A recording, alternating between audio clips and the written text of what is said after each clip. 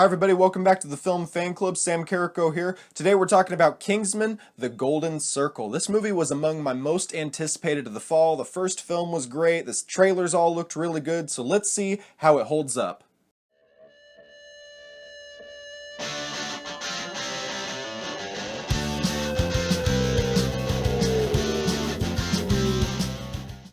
Right up front, this will be our spoiler-free review, so if you haven't seen the movie yet, feel free to watch it. You don't have to worry about it. We won't talk about anything that's not in the trailers. Picking up where the first film left off, this movie sees Eggsy having become a full-fledged Kingsman. He's really come into his own. We get an awesome action sequence, a car chase right up front. It is a really cool scene. We get a new villain who's got like a robotic arm, and that's just because in the previous movie we got the blade legs, and that was so cool. There's a lot of cool action scenes in this movie. This does not fail to deliver on. Maybe you liked the church scene in the first movie, and you're like, I want to see more of that. This movie feels like it's got like three really fun action scenes that are up to that level, or close to that level at least. The Matthew Vaughn having come back to direct, he's got a great eye for the unique sense of style that this movie carries over from the first film, and it definitely does not let down. Julianne Moore plays this kind of quirky drug boss, kingpin basically. She lives in like Cambodia or wherever, and she's very far into hiding, but her entire base looks like a 1950s American town basically. She launches this plot to poison everyone across the world and take out her biggest enemy, which is the Kingsmen. So she takes out the base of all the bases of the Kingsmen. So Eggsy and Merlin are basically left to take out this giant drug plot without the help of their assets.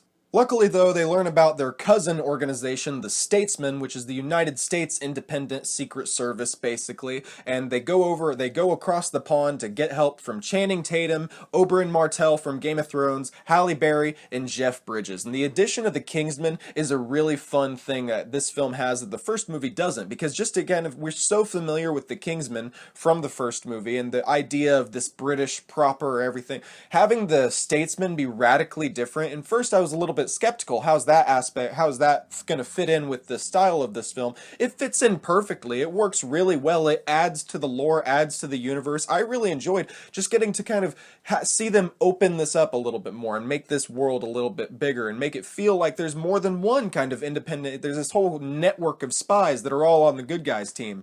Unfortunately, one of the things that I was most excited for really seems to drag this film, like grind it to a halt, take the pacing right out of it, and that is the addition of Colin Firth to the cast. You see it in the trailers. He's coming back. He's got his eye patch.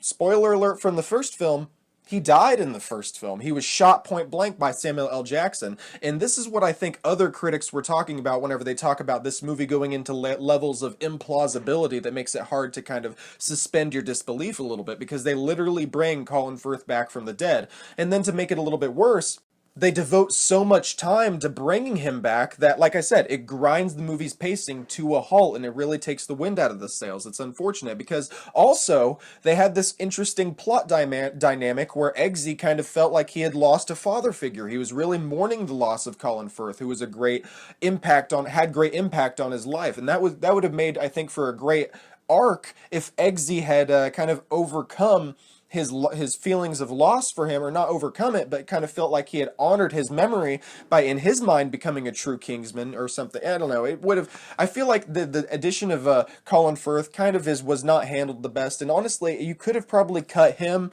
and a couple other characters out of the film, and it would have streamlined it and made it made it 45 minutes shorter, and I would have found it more enjoyable. There's other characters like Halle Berry. While the overall edition of the group of the Statesmen is really well received for me, Halle Berry really doesn't have much to do here. She's kind of a Merlin-esque character for the Statesmen, but it felt like in the first movie Merlin had more to do than Halle Berry does here. It seems like she's really sidelined, and then out of nowhere we get this arc with her towards the end, and it's like, well, that they didn't really develop it that much. The movie to me just fell short in some key script areas, some key plot points, and it kind of fell in almost to generic sequel territory. Something that I think that this film should have been above. With Matthew Vaughn having come back to direct this, it's his first really big blockbuster sequel that I know of that he's done to two of. He didn't do the sequel to X-Men First Class, he didn't do the sequel to Kick-Ass, and then he does the sequel to Kingsman, and it's a little bit lackluster, I gotta say. I'm gonna go ahead and give Kingsman: The Golden Circle 6 out of 10.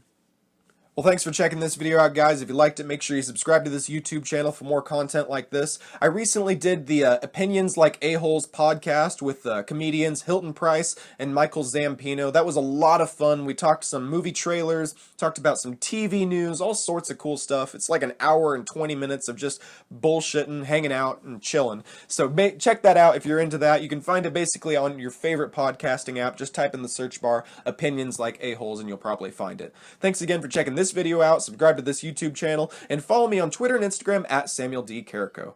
I'll see you in the next video.